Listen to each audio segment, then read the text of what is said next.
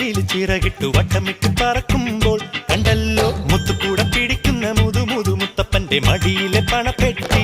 അവളത് തുറന്നിട്ട് കുടഞ്ഞപ്പോ മൂവന്തി പൊന്നായേ പൊന്നാകെ കറുകറ കരിമുകിൽ കവർന്നെടുത്തണിഞ്ഞേ കഥകഥ കിളിപ്പെണ്ണു കനവിൽ